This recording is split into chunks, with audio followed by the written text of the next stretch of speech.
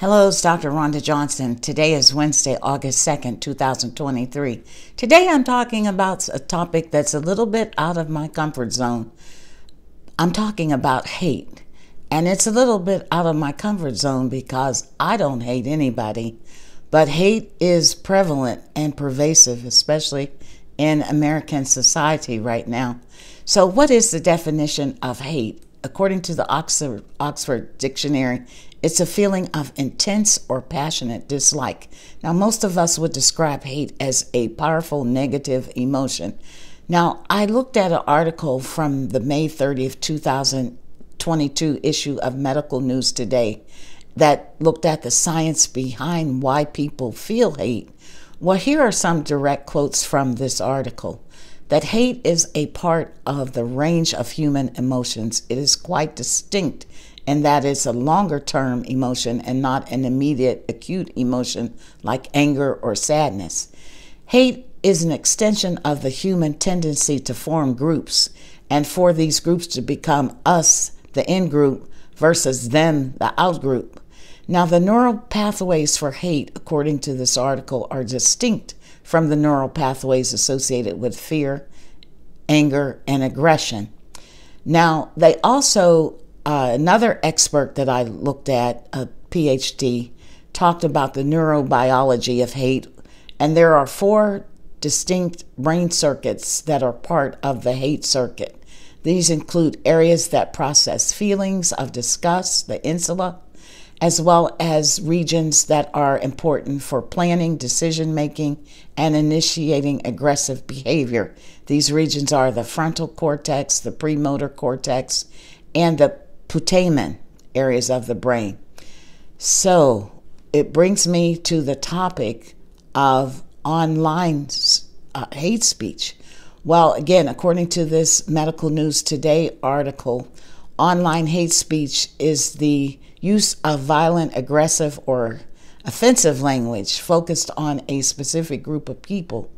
It's often racist, sexist, or homophobic in nature.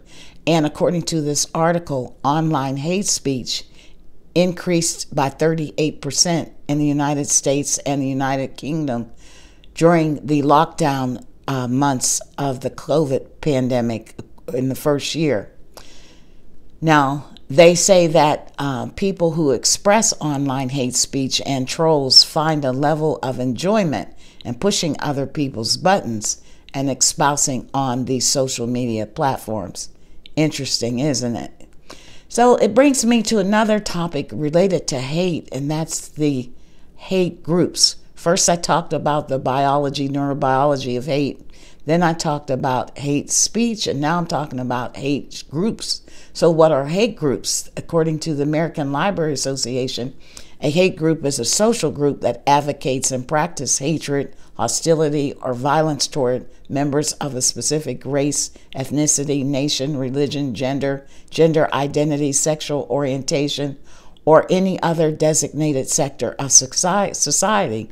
Now, the Southern Poverty Law Center has done a lot of documentation around hate groups in the United States. And according to them, there are 523 actively operating hate groups in the United States. And they cover areas such as general hate, white nationalists, anti-LGBTQ, neo-Nazis, anti-Muslim, anti-immigrant, neo-Confederate, racist skinhead, Ku Klux Klan, anti-Semitic hate groups. They list how many of these groups there are. I encourage you, if you want to know more, to go to their website.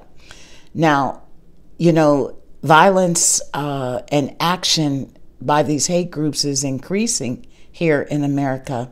So what can the average person do to be trying to stop the hate? Well, the Southern Poverty Law Center has a downloadable guide on their website, 10 Ways to Fight Hate. And I will include the link. Actions that ordinary people and responsible adults can take to make our world a less hateful place for us all.